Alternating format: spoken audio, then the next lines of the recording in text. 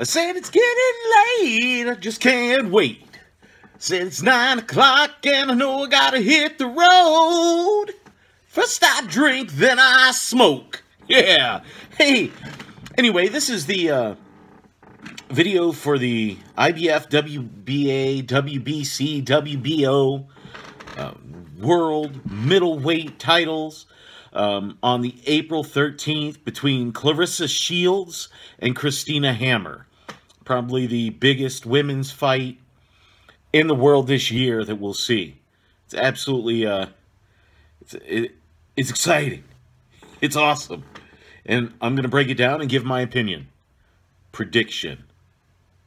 Accurately. I don't know. Anyway, we have Claressa Shields. She's 8-0-0 with 2 knockouts, 25% knockout ratio there. Two-time Olympian, the only American Olympian, man or woman, to ever do that, to win it twice. You're looking at a 77-1 amateur record. Avenged that loss. You would think, you know, she's only been doing it for a couple of years. She's 24 years old. She started her junior year in high school. Many fighters start when they're 8 or 9, just old enough to even pick up gloves and stuff. You know, so you look at that. 7 of her 8 fights have been for titles, very much like Vasily Lomachenko. She's not Ann Wolfe, all right? So let's get that out of her head. But she is an amazing fighter. She has almost unparalleled skill when you start looking at it. And in fact, a funny little thing, her KO percentage in the amateurs is about exactly the same as it is in the pros, which is weird because you'd think you'd knock out a lot more. Anyway, she fires that jab. She throws a lot of combos, very high volume puncher and fighter. She works the head and the body very well there. Really good counters that she goes in there. Again, tons of punches. It's very cumulative. When you look at that, she has the stamina. She's went the distance. I think her last 6 fights. You know, the chin, you might question a little bit. She did get dropped against Gabriel's, and she did look hurt in that fight. And Gabriel's, admittedly, was about a 50% knockout ratio on there. And again, Gabriel's was a smaller fighter. Overall, she was more of a light middleweight. Yeah, 150, was it 154? And then the middleweight's at 160. Anyway, it was a war. But she has it all. She's got it all. The only thing that you could ever question about her right now is the chin.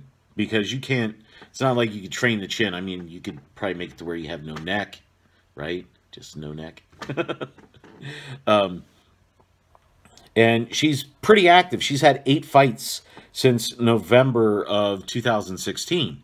So she's getting them out there and getting those squared away. She's fought at middleweight her last 3 fights. She was at super middleweight and coming down to middleweight. She's got all the titles. I mean, it's crazy. Anyway, going over to Christina Hammer, 24-0 on this, 28 years old, 24-0-0. 11 knockouts. Well, she's got 1 no contest on there. 44% knockout ratio there. 10 years as a pro. Not very active as a fighter. If you look at that, you know, 10, 24, 2.4 fights a year. And in fact, she's had 3 less fights in that same time frame than Shields has had in there. She's got good power. She is a true middleweight, so she's not a light middleweight stepping up. She's been middleweight for a very long time there. And she was the youngest boxer in WBO history, man or woman. A good boxer. She's got high hands. She pumps out that jab. She throws the combinations. She has good speed and movement in there. She's this is a boxer. We are seeing arguably some of the 2 best boxers, pound for pound even, I would say, entering the ring there.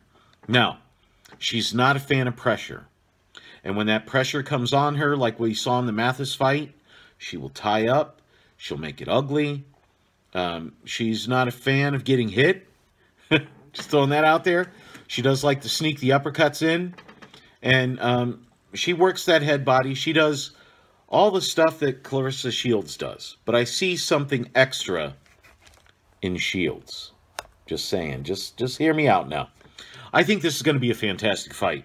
When we look at the top two skilled middleweights in the world going at it, we're going to look for Hammer to make this ugly and start holding after the first or second rounds and look to frustrate Shields.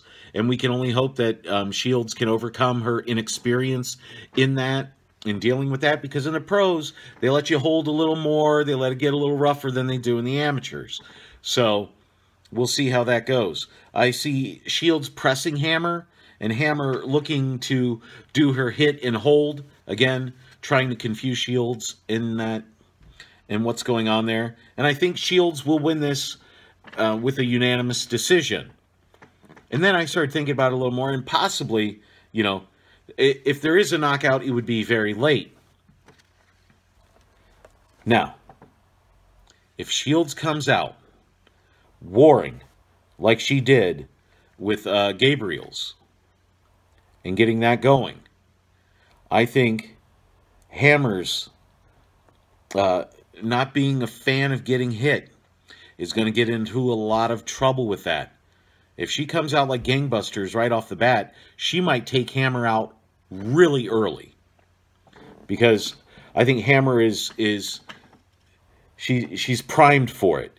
She's primed for somebody to just come in there and try and blow her out of the water, because she is not a fan of getting hit. She does not want a war in there. She does really good against smaller fighters. They both fought Tori Nelson, and Nelson is in her 40s when they fought her. So, and she was much shorter, had a much shorter reach than either of these fighters. So they both looked about the same against her. So that was the one common opponent. But I look at Shields to take this. I'm calling it. I'm calling a stoppage. I don't know what round. It's going to be late. Let's say the 8th round. 8th round stoppage. Eduardo, don't stop me. We're doing it. Anyway, it's the Big Ragu. I'm out.